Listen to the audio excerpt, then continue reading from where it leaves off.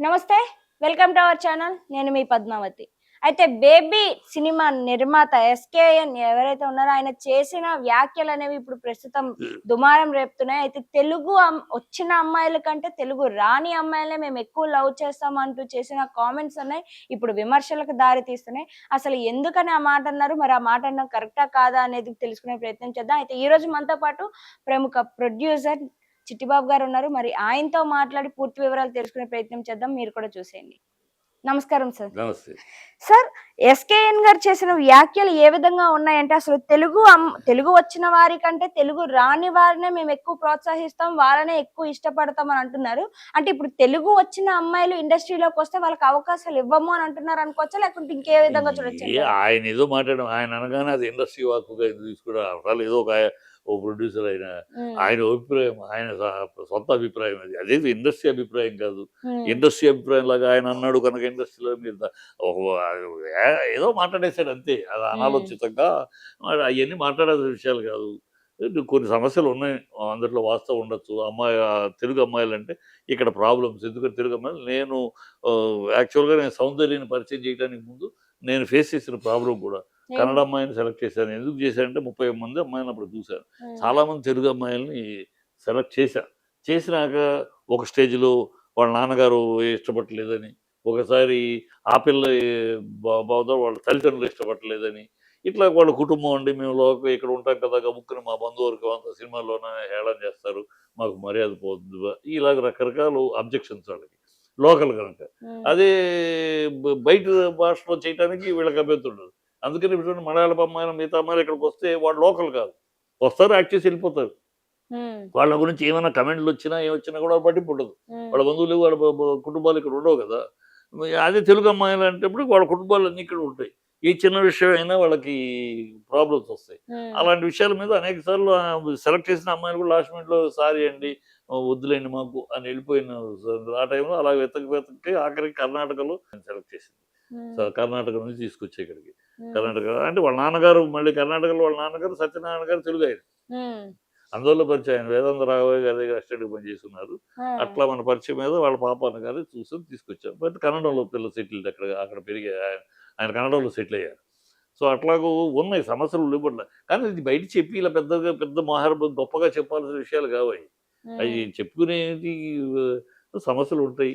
ఉన్నప్పుడు దాన్ని అధిగమించగలిగితే చెయ్యాలి. లేకపోతే చెయ్యము అంతే కదా! నేను తెలుగు వాళ్ళతోటి తీయమని, తెలుగు అమ్మాయిలనే పెట్టుకోమని ఎవడు అడగట్లా. తెలుగు అమ్మాయిలని పెట్టమని నేను అడిగాను. తెలుగు అమ్మాయిలని పెట్టుకొని తీయండి అడిగితే, నాకు తెలుగు అమ్మాయిని తీసుకురండి అని అడిగాను. తీసుకురండయ్యా! తీసుకొస్తే మీరు తెలుగు అమ్మాయిలు గనక యాక్ట్ చేయడానికి ఇష్టపడిన వాళ్ళు తెలుగు అమ్మాయిని తీసుకొస్తే, క్యారెక్టర్‌కి నచ్చిందంటే నేను తీసుకుంటానని చెప్పా చాలా మందికి. అంతే సమాధానం ఉండవు.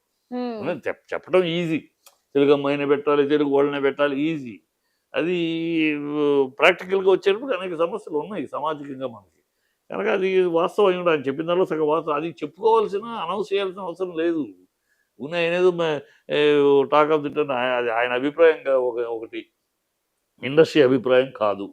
ఇండస్ట్రీ అభిప్రాయం తెలుగు వాళ్ళు వద్దని ఎవడు అనలేదు. వస్తే పెట్టుకుంటాం.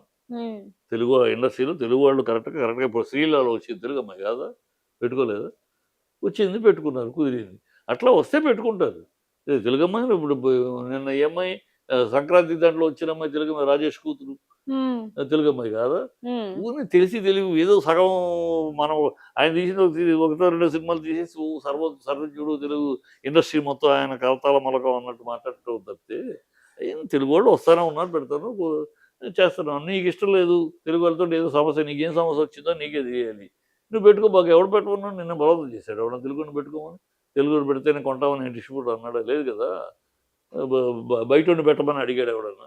నీకు కుదరలేదు తెలుగు అమ్మాయి సెలెక్ట్ చేసుకోవటమో తెలుగు అమ్మాయిని పెట్టుకోవటమో నీకు కుదరలేదు.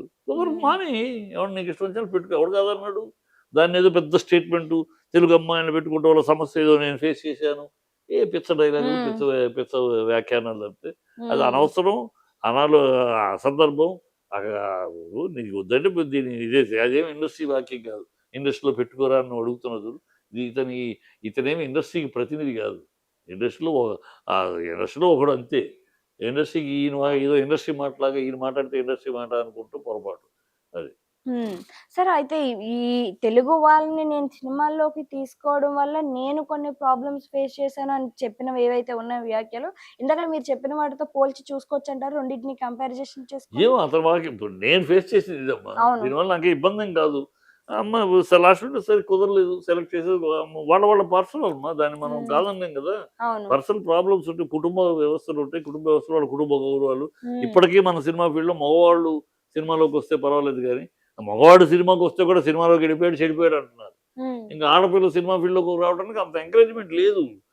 ఎందుకంటే సినిమా ఫీల్డ్ కన్నా ఆ ఇంట్రెస్ట్ ఉన్న వాళ్ళకి అనేక ఛానెల్స్ వేరే ఉన్నాయి. అనేక ప్రోగ్రామ్స్ వేరే ఉన్నాయి. బ్యూటీ ఈ చాలా ఉన్నాయి. కంటెస్ట్‌లు అట్లెళ్ళి యాడ్సు అట్లు వెళ్ళే అవకాశాలున్నాయి. సో, హ్మ్. సినిమాకొచ్చి స్ట్రగుల్ అయ్యి సినిమాలో మనం సక్సెస్ అయితే అవుతాం. లేకపోతే మన జీవితాలు ఏంటి అనే ఆ భయం ఇప్పటికీ ఆడవాళ్ళ విషయంలో ఉంది. హ్మ్. సినిమా ఫీల్డ్‌లో గ్యారంటీ లేదు కదా! హుహు. ఎవరి సక్సెస్ గ్యారంటీ లేదు.